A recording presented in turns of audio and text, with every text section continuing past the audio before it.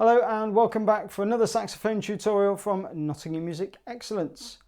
In this video I'm going to play this lovely piece called Persuasive Waltz by Jeffery Wilson. It's in the Grade 1 saxophone book for ABRSM. And then after I've demonstrated the music, I'm going to say a few words about the detail of the music and what you need to do to make it sound really awesome. And then of course you can have a go at playing along with the accompaniment by yourself. So get your Bluetooth speaker ready. I've uploaded 2 different speeds as well, so you can play it at 2 different tempos. So choose the one that suits you the best, and hope you enjoy the tutorial. Here we go.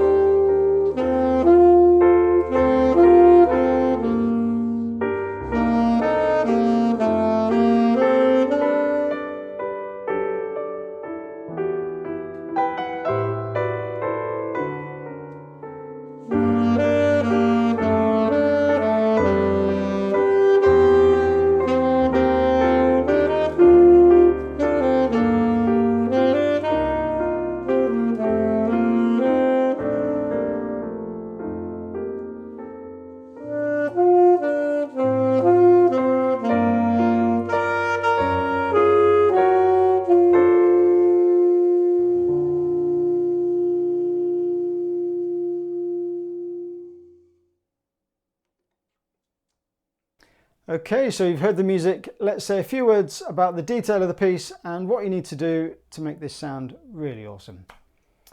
So I think, first of all, let's talk about the obvious things. So it says 3/4. So anything that's in 3/4, well, perhaps not anything, but a lot of these pieces, like in the early grades, if they're in 3/4, they all sound quite waltz-like, don't they? And you know, this is called Persuasive Waltz.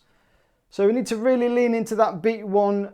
You know, don't play it as just a whole string of crotchets. Make it sort of, give it some rhythmic definition and lean into that beat one, and you will automatically sound, you know, it will sound waltz-like. So.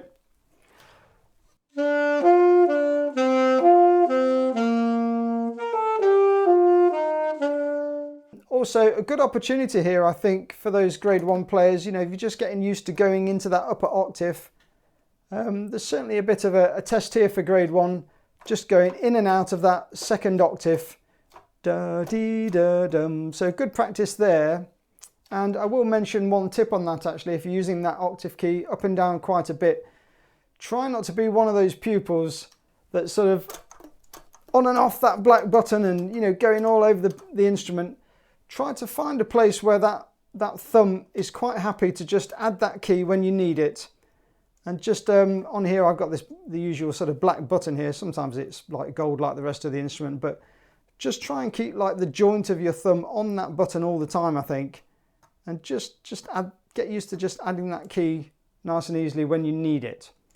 So avoid at all costs jumping on and off that button, because you will get away with it with this piece, but as the music gets, if you want to go through the grades a bit more and get better at the instrument, that technique will really hold you back. And once you started doing that, again, like any other mistake that you kind of, you know, that we make in life, it's kind of hard to go back and fix it, you know. So try and get that technique nailed down. It's really worthwhile. So just, I think, basically all the key work aspects, you want to kind of minimize it all and make it as easy as possible.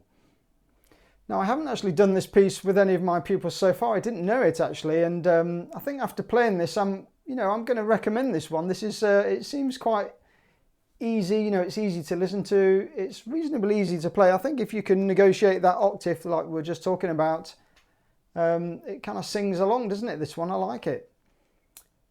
And you've got that nice easy. I always mention this in the piece as if it happens. You know, you've got a nice easy piano introduction. I think if you've got 4 bars to listen to on the piano, I think that's great. You know, it just makes it a little bit easier. It will just settle the music down. The piano can set the tempo, and a bit different from one of the other pieces that I played, like the Baroque piece, where you've got to really set the tempo and drive the music right from the word go. With this one, it's a little bit more comfy, cozy, isn't it? A little bit easy. You've got the piano to set the tempo for you, and you've even got another 4 bars off in the middle of the piece as well. So I think this is quite a friendly one, this one. So I think after you've played that initial kind of 8 bars or the initial 2 lines, I think when you go on to the 3rd line and you've had that extra 4 bars off and you come in with the MF, I think use that extra sound, just, you know, as you're going through the piece, get a bit more confidence through there.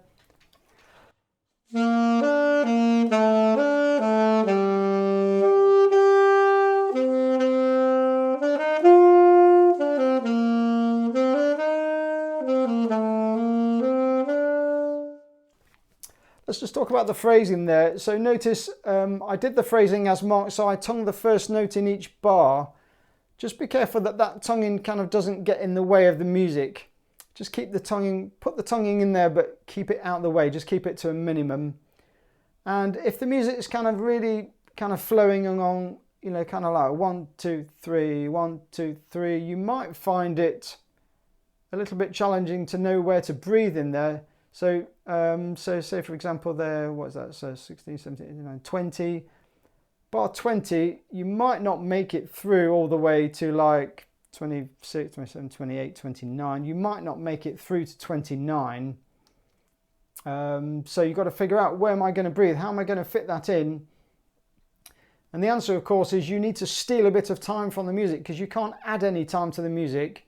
So you've got to find a way of, you know, kind of just stealing that time from the music. So let's have a think where we can do that. So if I played...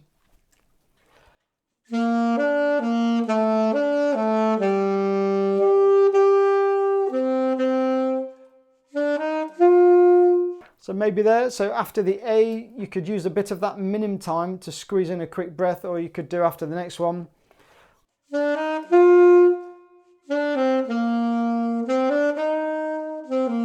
So basically just pick those moments that are a little bit easier to borrow the time from. So I think with regards to that passage, just steal a bit of time from one of those minims if you can't make it through all the way to the end of that phrase.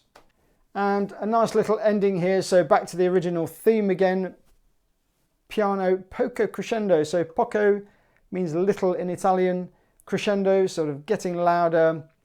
So it goes up to MF, but then you're right back down to pianissimo for that last note. Or actually, we'll talk about that last note in a minute. So,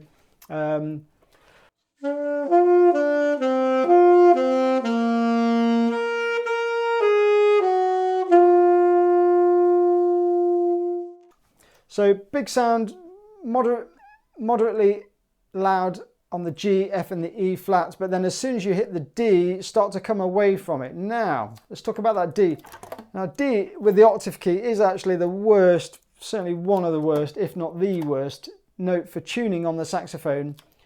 So just be careful of that. It's notoriously very sharp, and you've just kind of, maybe you've tuned with the piano at the start of the piece, and you've got down to the end, and you're probably going to be a bit, you know, you may well be a bit sharp anyway by the time they get down there, and then you're going to finish the piece on the sharpest note on the instrument. So just be wary of that. Make sure you're not sharp when you even start the piece. And as you play it quieter, you'll find if you go right down to PP, they'll just go sharper and sharper and sharper. You may well be really sharp. So my little fix for that is always to add this B key. So this bottom B key, you won't have played the bottom B key, of course, for grade 1. So you might have to ask your teacher for some help on that. But if you add this bottom B key, it will add a pad down here, and it will just dull that note down slightly.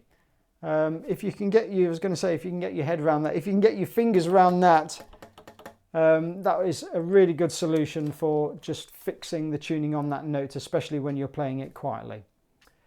Okay, so I think that's all I need to say on the tricks and the tips. So best of luck with that one. I think that's a super piece. It's certainly a piece that I'm going to do with a few of my pupils.